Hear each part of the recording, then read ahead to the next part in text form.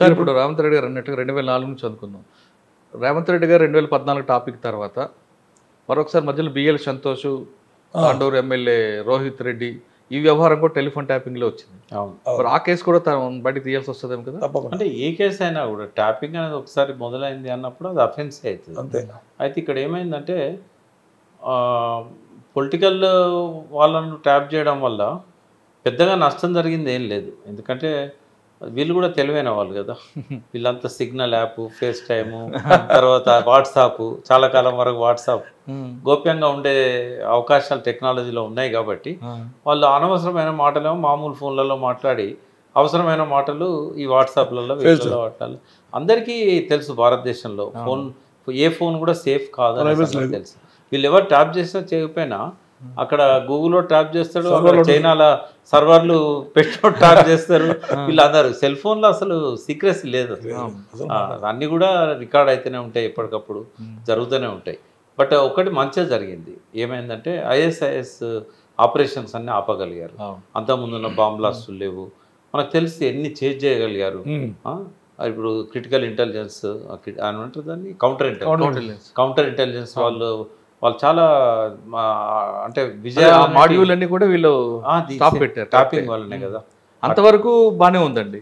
కానీ మిగతా విషయాలు రావడం ఏం నష్టం జరిగింది? ఇప్పుడు నాకు ఒకటి అడుగుతాను, ఎవరన్నా ఫోన్ ట్యాపింగ్ వల్ల నష్టపోయినామని కంప్లైంట్ ఇచ్చారా? మరి నా ఫోన్ ట్యాప్ చేయడం వల్ల నాకు ఈ నష్టం జరిగిందని ఒక రాజకీయ నాయకుడు ఎవరైనా ఇచ్చాడా? ఆ ఫోన్ ట్యాపింగ్ ఆధారంగా వాళ్ళని ఏమన్నా ఆర్థికంగా దెబ్బతీశారా? రేవంత్ రెడ్డిది ఎక్సెప్షన్. అది ఫోన్ ట్యాపింగ్ కావచ్చు, లేదా స్టీఫెన్సేనే డైరెక్ట్ ఇన్ఫర్మేషన్ ఇచ్చి ఉండొచ్చు. ఏదున్నా ఆ ఫోను ఆ ఇన్ఫర్మేషన్ తెలిసినాక వాళ్ళు ట్యాప్ చేసి ఉండొచ్చు. నా దగ్గరకు వస్తున్నాడు డబ్బులు పట్టుకొని, ఏదైనా కావచ్చు. అది దానికి ప్రూఫ్ ఏం. రాధాకృష్ణ గారు చాలా క్లియర్గా స్టేట్మెంట్ ఇచ్చారు కదా, ఆ ఫోన్లో విన్న తర్వాత మునుగోడు ఎలక్షన్లో డబ్బులు కానీ, రఘునందర్ డబ్బులు కానీ, భవ్యాసాల డబ్బులు కానీ మేము సీజ్ చేస్తామని ఇంకా రాధాకృష్ణరావు ఇచ్చింది. ఎలక్షన్ టైంలో ఇవన్నీ సహజం. ఎలక్షన్ టైంలో ఎలక్షన్ మీకు ఒక థ్రిల్లింగ్ న్యూస్ చెప్పనా? చెప్పండి. కేవలము టీఆర్ఎస్కే ఇదైందా నష్టము, మన లాభము? కాంగ్రెస్ కూడా పేరు చెప్పను, ఒక టాప్ మోస్ట్ పోలీస్ ఆఫీసర్ అధికారంలోకి కాంగ్రెస్ వస్తున్నది అని తెలిసిన తర్వాత ఆయన డైరెక్ట్గా ఆయన కింద ఉన్న అధికారులకు, ఆయన సామాజిక వర్గానికి సంబంధించిన వాళ్లకు డైరెక్ట్ పిలిచి అందరి మధ్యలో, ఒకరిద్దరైతే సీక్రెట్ 20-30 మందిని కూర్చోబెట్టుకొని ఎట్టి పరిస్థితుల్లో కాంగ్రెస్ డబ్బులు పట్టుకోవద్దు అని చెప్పాడు. తర్వాత ఇంకొక అధికారి, ఆయన పేరు కూడా నేను చెప్పాను, కాంగ్రెస్ డబ్బులను పోలీస్ వెహికల్లో తీసుకుపోయి పార్టీ బాధ్యులకు అప్పచెప్పారు. చేసి ఉండొచ్చు. ఇవన్నీ నేను అనేది ఏంటంటే, ట్యాపింగ్ చేశారనుకోండి, ఇవన్నీ కూడా బయటికి రావాలి కదా, వస్తాయి కదా. ఇవన్నీ జరిగినాయి అంటున్నాను. కానీ ట్యాపింగ్ వల్ల ఐఎస్ఐఎస్ కంట్రోల్ చేయగలిగారు, కొంత ఎన్ఐఏ ఫోన్ ట్యాపింగ్ చేయడం వల్ల నక్సలైట్ ఉద్యమాన్ని కొంత బ్రేక్ చేయగలిగారు. బట్ పెద్దగా నష్టపోయింది ఏం లేదు. అది ఒకటే కాకుండా ఫేక్ కరెన్సీ బంగ్లాదేశ్ వస్తుంది మనకు వచ్చేటప్పుడు, ఈ ఫోన్ ట్యాపింగ్ వల్ల అది కూడా దొరికింది. దీనికన్నా చాలా నేరాలు డిటెక్ట్ అయ్యి ఎక్కువగా ఫేక్ కరెన్సీ మనం కంట్రోల్ చేయడం వల్లనే కొంచెం మనకు, లేదంటే మన ఫైనాన్షియల్గా చాలా దప్పడేది. అది దానివల్ల వచ్చిన లాభం కంటే నష్టమేం లేదు అంటున్నా. నష్టం ఎక్కువ లేదు. అంటే చాలా మంది కంప్లైంట్ ఇచ్చారు కదా, నాకు ఇప్పుడు చిక్కోటి ప్రవీణ్ అని కానీ, మన రఘునంద గారు కానీ, ఇంకా చాలా మంది పోయి మా ఫోన్లు విన్న వల్లే మాకు ఈ విధంగా నష్టం జరిగిందని కంప్లైంట్. వాళ్ళు నేరం చేశారు కాబట్టి నేను అనేది ఏంటంటే, అది కూడా ఒక నేరమే కదా. ఇప్పుడు ఎవరు భయపడాలి ఫోన్ ట్యాప్ చేస్తే? ఇప్పుడు మా అంటే అక్రమ సంబంధాలు బయటపడతాయి. అంటే వాళ్ళు బాధపడాల్సింది ఏంటంటే, కొన్ని అట్లాంటి ఇల్లిసిట్ ఇల్లీగల్ కాంటెంట్ బయటపడతాయి. కానీ ఫోన్లలో మాట్లాడుకుంటే వాళ్ళకి తెలిస్తే వాళ్ళు దాన్ని సీరియస్గా తీసుకోరు. వీడు ఇట్లే మాట్లాడుతుంటారు అని చెప్పేసి వదిలేస్తారు. అలా ఎందుకు అనుకుంటారు మీరు?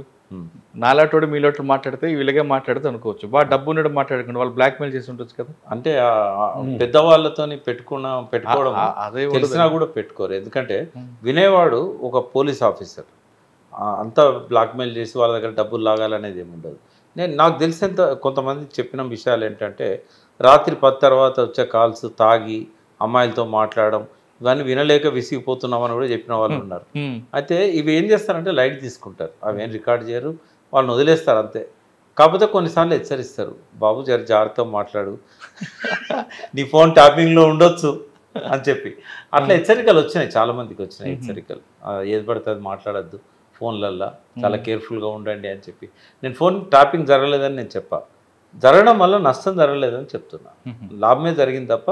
కానీ అది యాజ్ పర్ టెలిగ్రాఫ్ యాక్ట్ తర్వాత వాళ్ళు ఇచ్చిన గైడ్లైన్స్ ప్రకారం ఖచ్చితంగా నేరమే, ఆ నేరానికి శిక్ష పడాల్సిందే.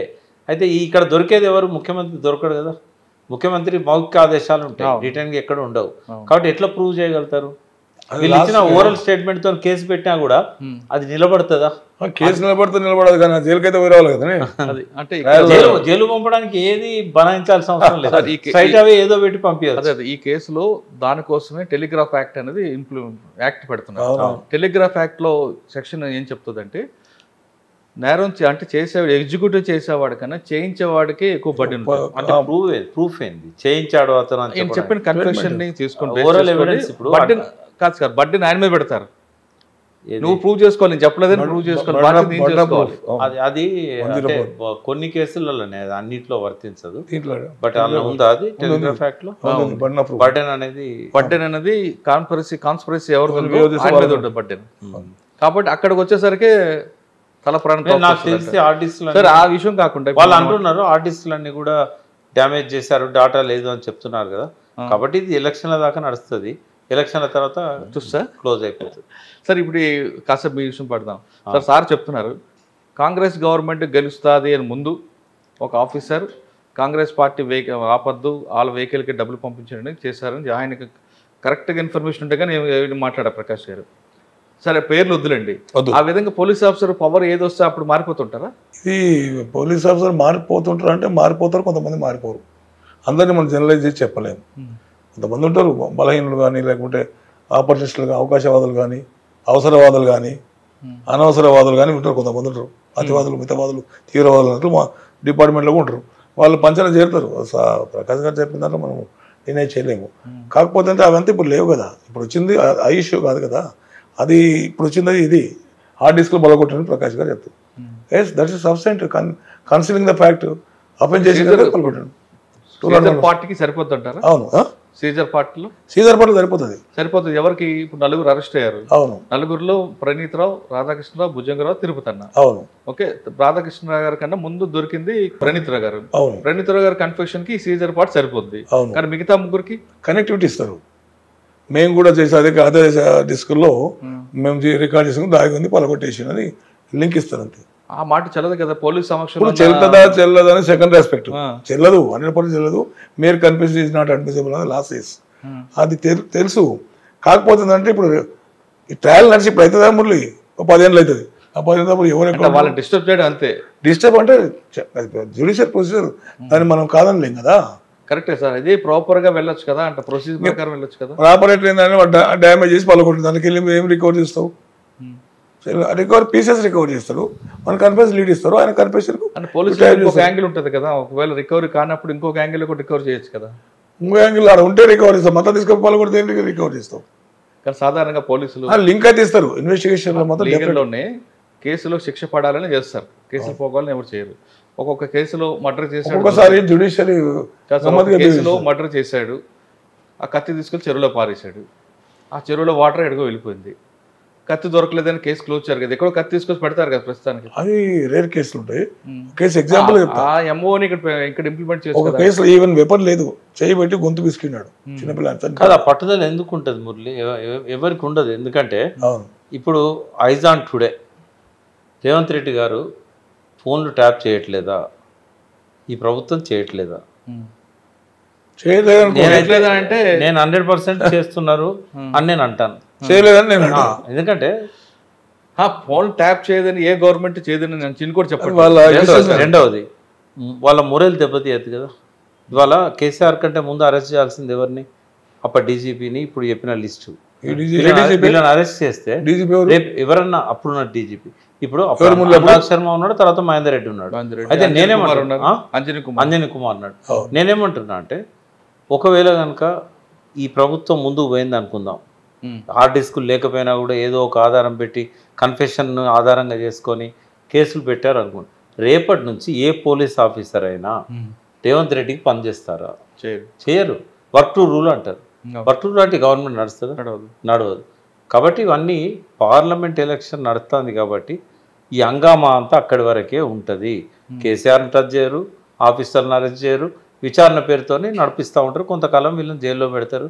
లాస్ట్కి ఆ కేసు ఆ 4 మీదకే పోతుంది. పొలిటికల్ కేసు కానీ చూసుకోవాలి. అది 100% పొలిటికల్. ఇంకా వేరే పర్సనల్గా ఏముండదు.